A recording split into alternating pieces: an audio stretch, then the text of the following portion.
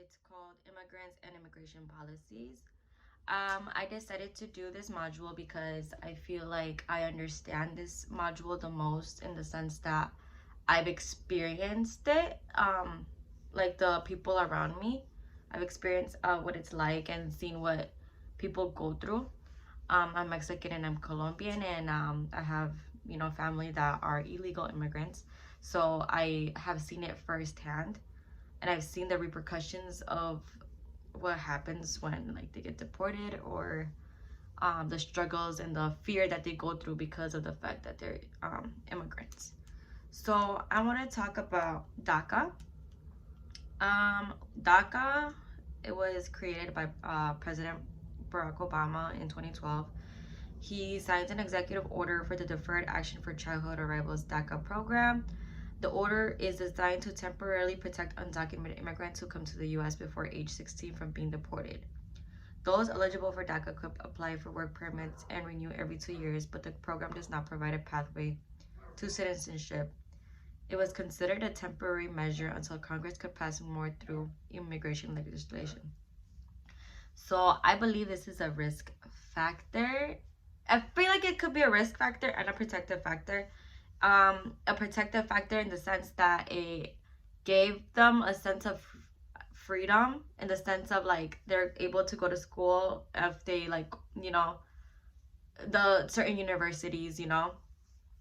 I have family that are in DACA, and they were able to go to their dream schools, and but they didn't really get the same exact opportunities as a US citizen born, here.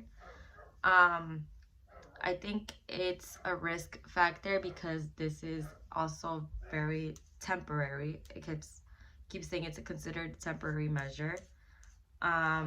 Here it also says in 2018, says amid legal battles, courts blocked Trump's repeal of DACA.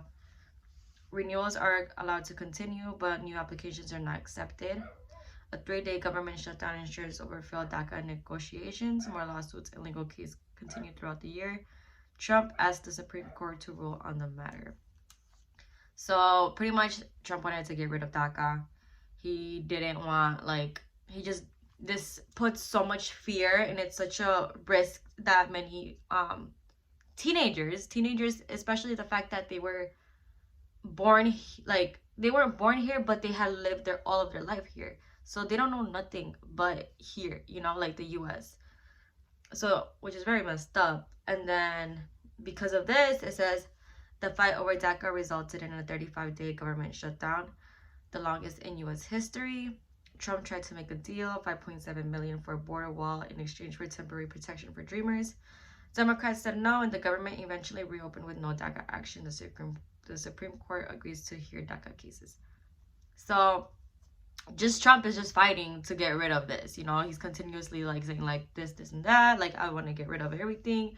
Like he's trying to negotiate it with it. And I feel like DACA was kind of like a huge risk factor in that sense. Now as 2021, it says as DACA marks its 9th anniversary, immigration advocates are still pushing Congress for a permanent solution. They wanna like be able to not have that fear that this act is gonna be taken away from them. Like it's just the fact that they put their trust in it, but it could just completely go away because obviously we are, always switching presidents every 4 years. It's not a permanent solution, it's just temporary. So yeah. And then I also want to talk about the 1986, the Immigration Reform and Control Act.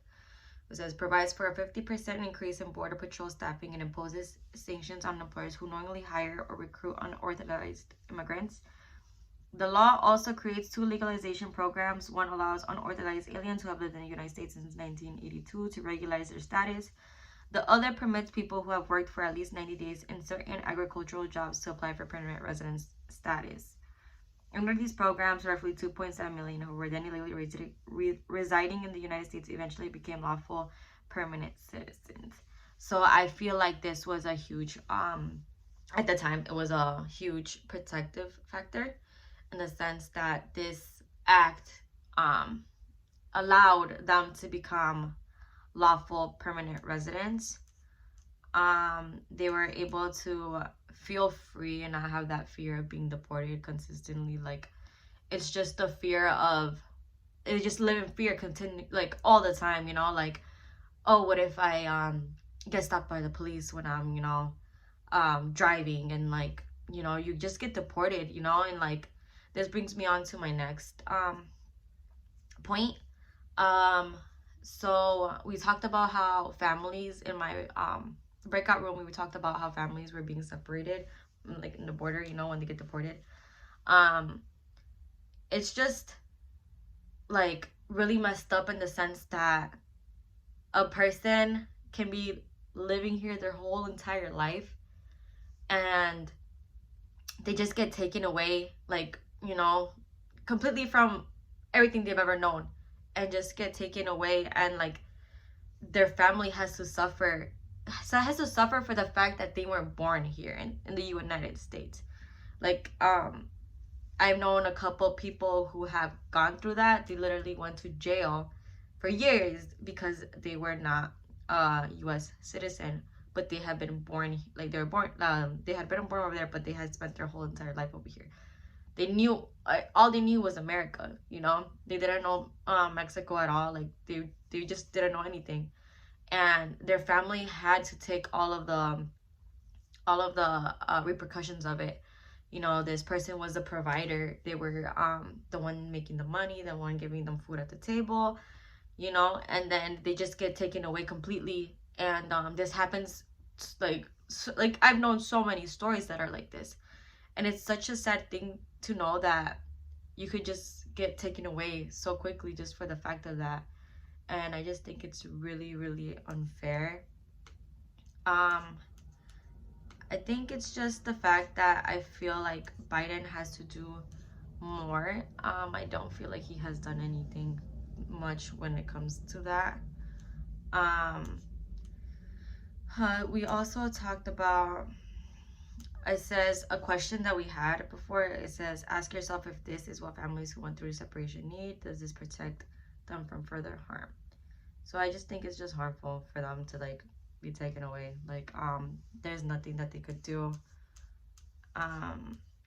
Yeah, I feel like it was just a huge risk factor with everything.